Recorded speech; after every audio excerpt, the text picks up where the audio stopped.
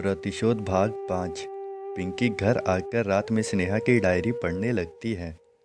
उसमें डेली के नोट्स लिखे होते हैं। जब स्नेहा गांव में थी तब के भी किस्से थे। साथ ही पूरे दिन उसने क्या किया, किससे मिली, क्या अच्छा लगा क्या बुरा लगा, सब कुछ था। इसमें पिंकी को कुछ खास नजर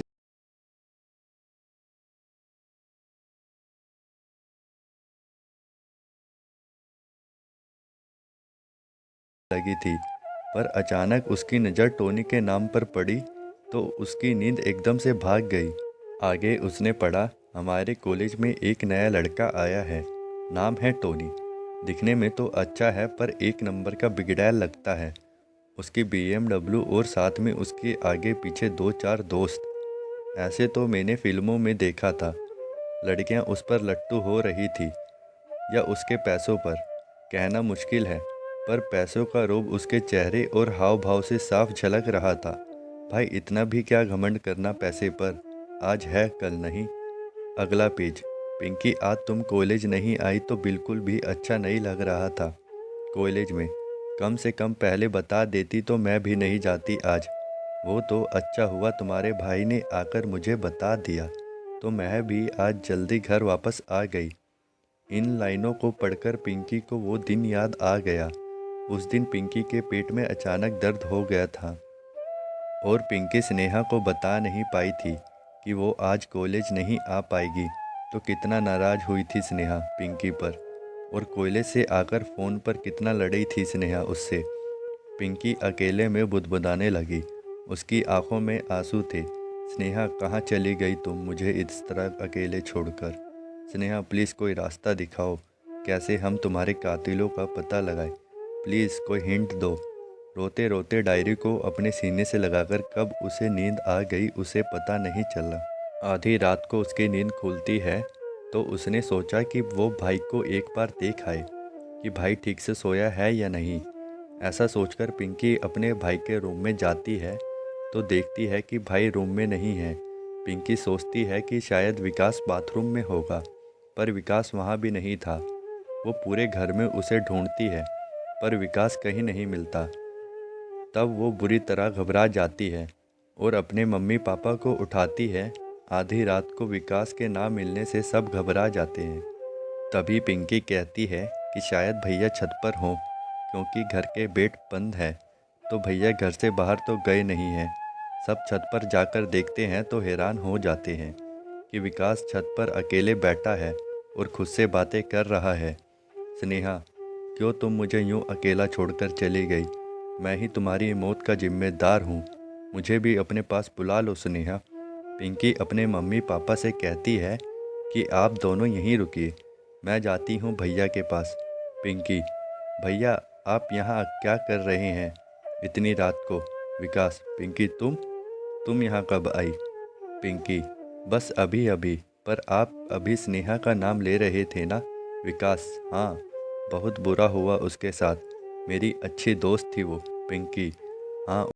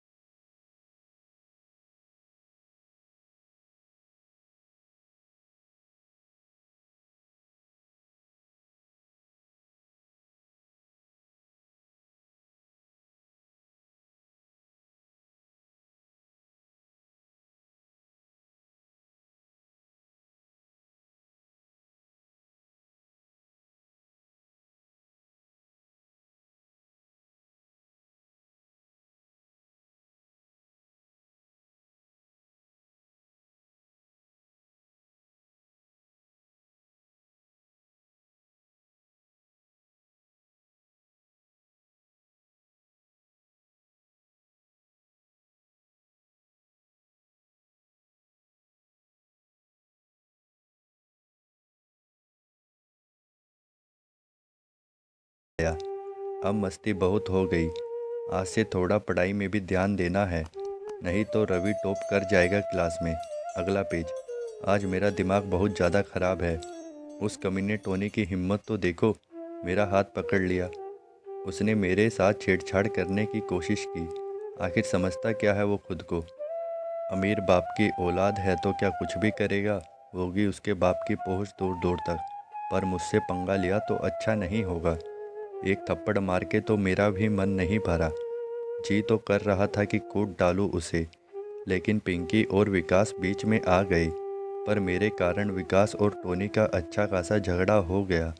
मैंने विकास को थैंक्स भी नहीं बोला। कैसी पागल हूँ मैं। उसने मेरी हेल्प की और मैंने उसे थैंक्स भी नहीं कहा। कोई नहीं, कल बोल दूंगी।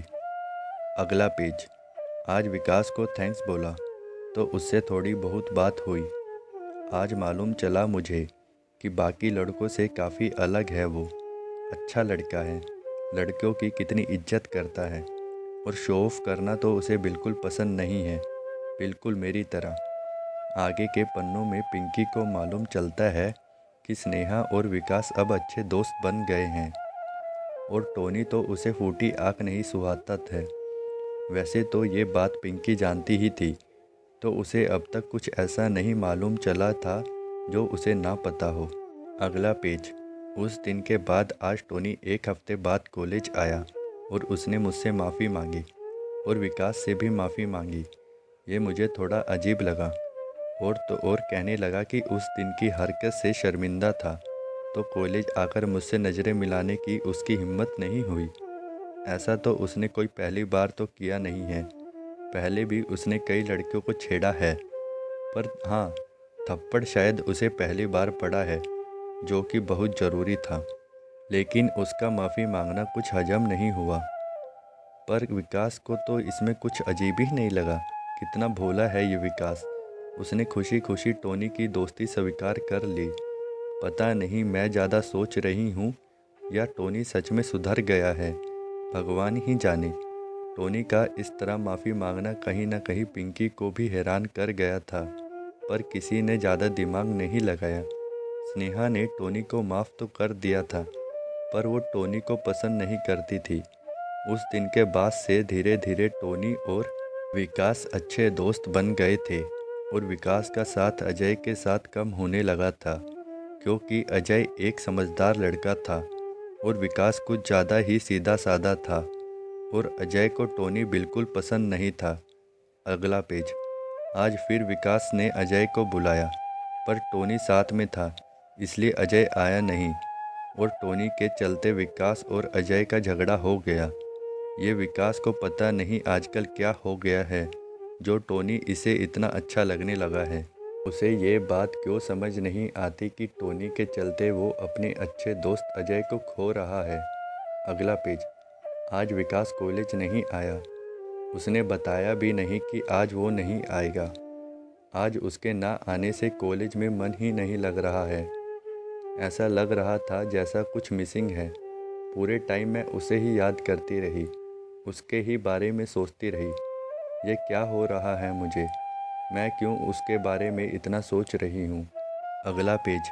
आज भी कॉलेज पहुँची तो यही लग रहा था कि पता नहीं विकास आया होगा या नहीं। जब उस पर नज़र पड़ी तो चैन आया। लेकिन ये क्या हो रहा है मुझे? उसके एक दिन कॉलेज ना आने से मैं इतनी बेचैन क्यों हो गई? मैं क्यों दिन रात उसके ही बारे में सोचने लगी हूँ? वो क्यों मुझे इतना अच्छा लगने लगा है? जब भी मैं मुसीबत में होती हूँ, वो हमेशा पहुँच जाता है। वो क्यों मेरी इतनी मदद करता है? कहीं ये प्यार तो नहीं है? क्या मुझे उससे प्यार हो गया है? पता नहीं ये प्यार है या क्या है। इधर जैसे जैसे पिंकी आगे बढ़ती गई, उसे मालूम चल गया कि स्नेहा विकास को चाहने लगी थी, पर वो कंफ्यूज थी। उसे डाउट था कि विकास उसे प्यार करता है या सिर्फ दोस्त मानता है। स्नेहा अपने मन की स्थिति पिंकी को बताना चाहती थी, लेकिन क्योंकि पिंकी उसकी सहेली होने के साथ साथ विकास की बहन भी है, इसलिए स्नेहा उसे अपने दिल का हाल नहीं बता पा रही थी। अब डायरी का अंतिम पन्ना बचता है पढ़ने को, जो यकीनन उसकी मौत के एक दिन पहले का है।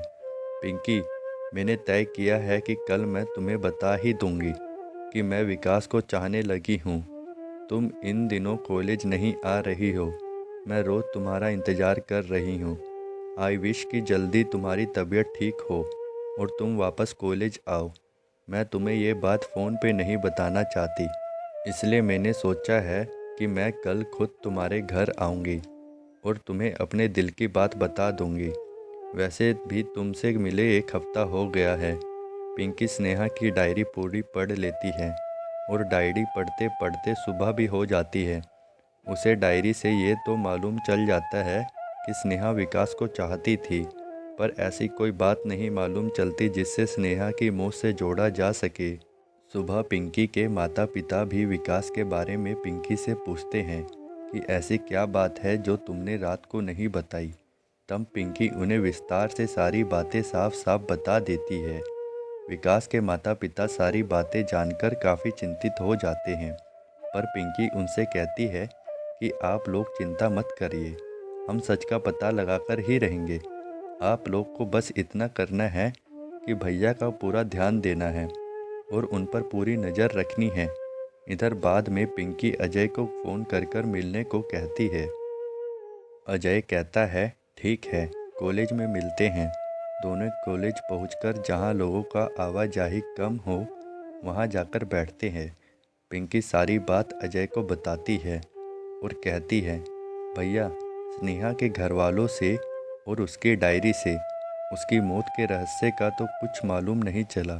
अब तो जो कुछ बता सकते हैं विकास भाई ही बता सकते हैं, और भाई से तो आपको ही बात करनी होगी अजय। हम लेकिन विकास मुझसे बात करे को राजी हो तब ना। स्नेहा की मौत के 2 दिन पहले ही मेरे दादाजी की मौत हो गई थी, तो मुझे गांव जाना पड़ा और नियम के अनुसार उनका 12वां हुए बिना मैं वहां से नहीं आ सकता था। मुझे लगा था कि विकास इस वजह से मुझसे नाराज़ है, पर अब लगता है कि वो मुझसे किसी और वजह से नाराज़ है, इसलिए वो मुझसे बात नहीं कर रहा है। उस दिन मैंने तुम्हें एक बात नहीं बताई थी क्योंकि मुझे उसमें ऐसी कोई ख़ास बात नहीं लगी, लेकिन अब लगता है कि जो भी बातें जितनी साधारण लग रही है वो उतनी साधारण नहीं है। प्रतिशोध भाग 6 भाग 5 से आगे। पिंकी, कौन सी बात भैया? अजय, बात दरअसल ये है कि जब से विकास की दोस्ती टोनी से हुई तब से मेरा और विकास का झगड़ा होने लगा था। पिंकी, हाँ ये बात तो मैंने डायरी में भी पढ़ी थी। अजय, हाँ, लेकिन पहले मुझे ये बात साधारण लग रही थी, पर अब लगता है कि इसके पीछे कोई कारण है। मेरे गांव जाने के 2-4 दिन पहले भी मेरा और विकास का झगड़ा हो गया था, लेकिन उस दिन झगड़े की वजह बड़ी अजीब थी। उसने मुझे कहा, तुम आजकल मेरे साथ क्यों नहीं रहते, मैं अच्छी तरह से जानता हूँ। मैंने कहा, अच्छा बता। उसने कहा, क्योंकि स्नेहा और मेरी दोस्ती से तुम्हें जलन होती है। मैंने उसे कहा कि क्या बकवास कर रहे हो तुम, मैं क्यों जलूँगा तुमसे और स्नेहा से। तो उसने कहा, क्योंकि तुम स्नेहा को चाहते हो और उसे पाना चाहते हो। मेरा तो दिमाग ही घूम गया उसकी बात सुनकर। अच्छा खासा झगड़ा हुआ था उस दिन मेरा उसका, पर उसके एक दिन बाद ही दादाजी की मौत हो जाने से उस झगड़े को सुलझाने का मौका ही नहीं मिला मुझे। और तो और दादाजी की मौत की खबर सुनकर भी उसने फ़ोन नहीं किया। फिर उसके तुरंत बाद स्नेहा के साथ ये हादसा हो गया। मुझे स्नेहा की मौत के दूसरे दिन पता चला उसके साथ हुए इस हादसे का, तो मैं बुरी तरह शॉक हो गया। मैंने तुरंत विकास को फ़ोन किया, पर उसका फ़ोन बंद था। उसके बाद भी मैंने कई बार उसे फ़ोन किया, पर अक्सर वो मेरा फ़ोन काट ही देता, या कभी उठाता भी तो ढंग से बात नहीं करता। पिंकी, ये तो बहुत बड़ी अजीब बात है कि भाई ने आपको ऐसा कहा, पर ये बात आपने उस दिन क्यों नहीं बताई मुझे? अजय, क्योंकि मुझे ये कोई बड़ी बात नहीं लग रही थी। मैंने सोचा ऐसा ही दोस्तों में ये बातें तो होती रहती है, उसके मन में होगी कोई बात, थोड़े दिन बाद अपने आप नॉर्मल हो जाएगा। लेकिन मुझे क्या पता था कि ये सब हादसा हो जाएगा। स्नेहा और दादाजी के मौत के बाद मैं विकास की उस बात को भूल चुका था और मुझे लगा था कि विकास भी भूल गया होगा। लेकिन उस दिन तुम्हारे जाने के बाद मैंने विकास को बहुत फ़ोन किया तो उसने मेरा फ़ोन नहीं उठाया। तो मैंने उसे मैसेज किया, कम से कम फ़ोन तो उठा। तो उसने मैसेज किया कि वो मुझसे अब कभी बात नहीं करना चाहता और जो लिखा है वो तुम खुद पढ़ लो। कहते हुए अजय ने पिंकी को अपना मोबाइल दे दिया। पिंकी मैसेज पढ़ती है तुम मुझे कभी फ़ोन मत करना। तुम्हारी मेरी दोस्ती उसी दिन ख़त्म हो गई थी जिस दिन मुझे पता चला कि तुम स्नेहा को पाना चाहते हो। मैंने सोचा भी नहीं था कि तुम ऐसा कर सकते हो, इतना गिर सकते हो। क्या पता तुमने ही ये सब किया हो स्नेहा के साथ। पिंकी, पता नहीं ये भाई को क्या हो गया है। कल भी आधी रात को छत पर चले गए थे और जब हम उन्हें नीचे लाने लगे तो उनके पैर ज़मीन में टिक नहीं रहे थे और उनकी ज़ुबान भी लड़खड़ा रही थी जैसे उन्होंने नशा किया हो। अजय, ओह पिंकी, इस राज से पर्दा उठाने के लिए किसी भी तरह से विकास से बात करना बहुत ही ज़रूरी है। अब विकास ही कुछ बता सकता है। मैं कल कैसे भी हो विकास से ज़रूर मिलूँगा। पिंकी, ठीक है भैया, अब मैं भी घर चलती हूँ। आज क्लास अटेंड करने का मन नहीं है। अजय, अच्छा ठीक है। पिंकी घर आती है तो विकास घर पर नहीं रहता। वो अपनी माँ से पूछती है, माँ भैया कहीं गए हैं क्या? माँ, हाँ वो तो अभी अभी गया है। पिंकी, कहाँ गए हैं? माँ, कॉलेज ही गया होगा, इस टाइम पे और कहाँ जाएगा? पिंकी, नहीं भैया तो पिछले कई दिनों से नहीं आ रहे हैं कॉलेज। माँ, लेकिन वो तो अक्सर इस टाइम पे घर से जाता है। कोई 1-2 दिन नहीं गया होगा बस, और 1-2 घंटे में वापस भी आ जाता है। मैंने एक दिन उसे बोला भी कि इतनी जल्दी आ जाता है आजकल कॉलेज से, तो बोला कि हाँ आजकल ज़्यादा पढ़ाई नहीं हो रही है, नोटबुक भी लेकर जाता है घर से। पिंकी, क्या? और मैं सोचती थी कि भैया घर पर है, आपने इतने दिनों से मुझे बताया क्यों नहीं? माँ, अब मुझे क्या पता था कि ये कॉलेज नहीं जाता, और बाकी की बातें भी आज ही तो बताई तूने। वो तो आज तू जल्दी आ गई इसलिए मालूम चल गया, वरना कौन जाने कब पता चलता। भगवान जाने ये लड़का क्या कर रहा है क्या नहीं। हे ईश्वर, तू ही रक्षा कर, तू ही इसे रास्ता दिखा। मुझे तो घबराहट होने लगी है पिंकी, कहीं विकास को कुछ हो गया तो। पिंकी, कुछ नहीं होगा माँ, भाई को हम उन्हें कुछ नहीं होने देंगे। लेकिन भाई की बाइक तो बहुत दिनों से टोनी के पास है, फिर भाई किससे जाता है? माँ, वो तो उसका एक दोस्त आता है अपनी गाड़ी लेकर, उसमें जाता है। पिंकी, कौन सा दोस्त? माँ, पता नहीं, मैं उससे कभी मिली नहीं हूँ। पिंकी अपने मोबाइल से टोनी की फ़ोटो अपनी माँ को दिखाकर पूछती है, देखिए माँ, क्या यही था? माँ, हाँ बिल्कुल यही तो था, 4 व्हीलर में आता है ये। पिंकी, यही टोनी है माँ, इसी पर हमें शक है। माँ, क्या यही टोनी है? हे प्रभु, मेरा बच्चा किसी गलत रास्ते पे ना चला गया हो। पिंकी, आप चिंता मत करिए माँ, सब ठीक होगा। फिलहाल ये पता करना ज़रूरी है कि भैया टोनी के साथ कहाँ जाते हैं। पिंकी बिना देर किए अजय को फ़ोन करती है और सारी बात बताती है। अजय, मैं अभी कॉलेज में ही हूँ, 1-2 जगह ही है जहाँ टोनी अक्सर जाया करता है, मैं वहाँ जाकर देखता हूँ, तुम चिंता मत करो। पिंकी, ठीक है भैया, कुछ पता चलेगा तो बताना। अजय अपनी बाइक लेकर तुरंत निकलता है। सबसे पहले ये टोनी के फार्म हाउस जाता है, पर वो देखते हैं कि गार्ड मेन गेट पर ताला लगाकर जा रहा है। इसका मतलब साफ था कि टोनी यहाँ नहीं आया। फिर वो ब्रिज के पास जाता है जो शहर से थोड़ा दूर बना हुआ था, और दूर से ही उसे टोनी की BMW दिख जाती है। तो अजय जल्दी से अपनी बाइक को एक गली में ले जाता है ताकि वो लोग उसे देख ना पाए। उनके जाने के बाद अजय ब्रिज के नीचे जाता है। वहाँ उसे कुछ खास नहीं मिलता। वो वापस आ जाता है और आकर पिंकी को फ़ोन करके सारी बात बताता है और कहता है कि कल हमको पहले से तैयार रहना होगा और इनका पीछा करना होगा। कुछ ना कुछ तो गड़बड़ ज़रूर है। प्रतिशोध भाग 7 भाग 8 आपको अगली वीडियो में देखने को मिलेगा, इसलिए चैनल को सब्सक्राइब ज़रूर करें ताकि आने वाली वीडियो आप सबसे पहले देख सकें। वीडियो पसंद आई तो वीडियो को लाइक ज़रूर करें और प्लीज़ चैनल को सब्सक्राइब ज़रूर करें।